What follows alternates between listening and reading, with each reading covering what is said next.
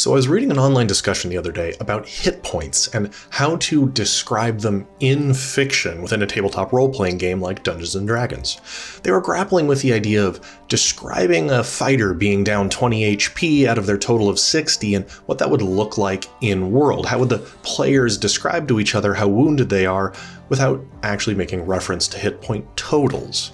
And as you know, I'm the wounds guy and a notorious hit point hater, so I was immediately triggered. Hi, I'm Peter, creator and lead designer of Tales from Elsewhere, which is a rule system that uses an injury system rather than hit points. So here I am again to talk about health abstractions and how they can work for and against verisimilitude in your tabletop role-playing games. And before I dig into that lecture proper, verisimilitude in brief is just the internal consistency of a fictional world. It's when things make sense inside the game space. Even if you have magical elements like dragons and sorcery and so forth, that things all seem to fit together. Things can break verisimilitude when they don't seem to fit that internal logic anymore and break free from it, and that can harm the immersive experience in a tabletop role-playing game. I did a video a few weeks ago digging into this in greater detail. We'll put a link down below for you to go check out. All right, well, let's hop into this week's lecture.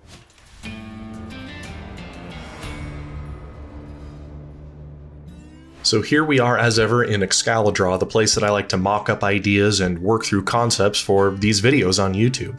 And I'm going to go through a few examples of situations where hit points left unchecked within a system can work against a feeling of immersion. For example, a while ago I was playing some 2024 D&D and we were in a really cool battle. We were up on some cliffs and the party was fighting some gargoyles. Big 60-foot high cliff, like a tower in the middle, lots of fun, very dynamic group of gargoyles. And the party ranger, who was a Thri-kreen because we were playing in Dark Sun, was picked up and tossed off the cliff, falling 60 feet toward the bottom. And that's a very dramatic scene and quite memorable. Well, what happens when you fall 60 feet in D&D is you take 6d6 damage, 1d6 damage for every 10 feet you fell. And this averages out to about 20, 22 HP. And the ranger took that damage and then just stood right back up because he had something like 50-something HP. He was around level 5 or 6 and was totally fine to keep fighting. He plummeted this immense distance and was totally okay. And this was in the context of a Dark Sun campaign, which is a grittier, more survival-focused way to play D&D. We had lots of house rules for weapon durability and starvation, and we were tracking water and supplies and all that. It was very gritty. The poor ranger's simple primitive bows kept breaking because we had fumble rules even implemented.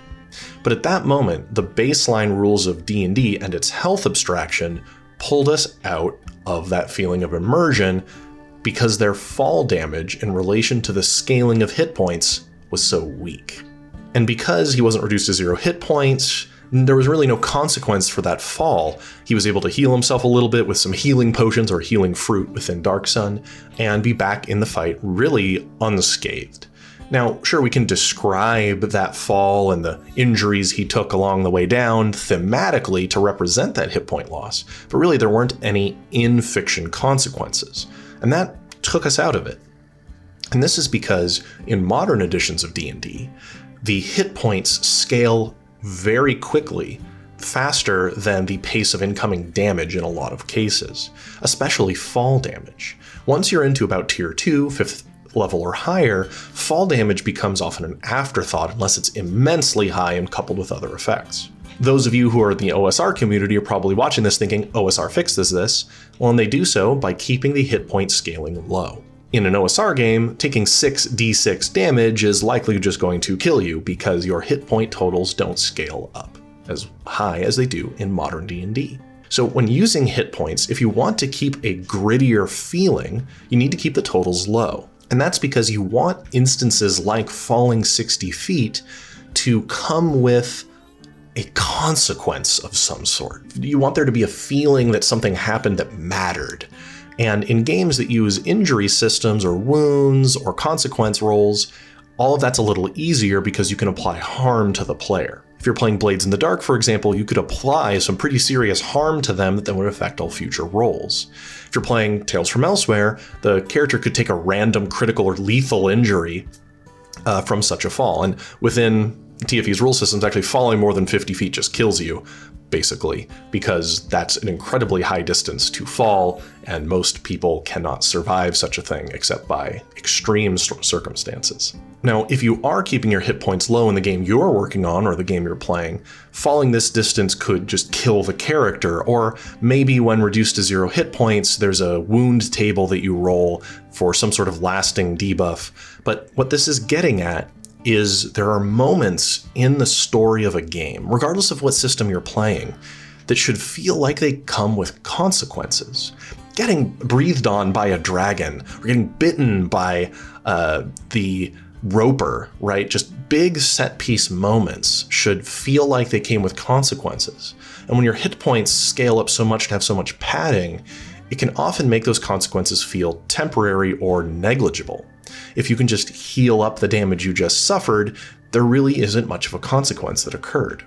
And again, that's why in Tales from Elsewhere's system, you have nothing but consequences. There aren't any hit points at all. You just cut directly to some sort of tracked bodily harm, like a broken leg, a bleeding gunshot wound, and so forth. So this ranger falling some distance and hitting the bottom might land and have a shattered leg that they can't walk on now, and that's a debility they'll have to deal with until they can seek medical attention. It makes the consequences much more interesting. And now, because TFE is a symmetrical system, it means that if you were to knock an enemy off of such a height, maybe because if they couldn't fly, they too suffer those sort of same consequences. And that can feel good for the players. It means that even if the damage they've dealt, the harm they've inflicted, isn't enough to kill the target, like reduce its hit points to 0, they've inflicted on it some sort of noticeable mechanical and narrative consequence, apart from just depleting a meter down slowly. The other part of that online conversation was the idea of threat assessment and judging how tough things are based on in-fiction descriptions of things and how the players conceptualize the world inside of it, right? Without making reference necessarily to very artificial sounding rule structures like 10 HP, 20 HP, or 100 HP. So a little quiz time here. Let's take our average adventure, medium-sized character, and we'll take a look at some monsters here. So we'll take an ogre, a camel, an awakened shrub, and a carrot here. So looking at all of these, describing them to the player in fiction, you have these things of various sizes and shapes and biological compositions, and you want the players to be able to understand how tough things are in fiction without having to make reference to, you think that thing might have 300 HP.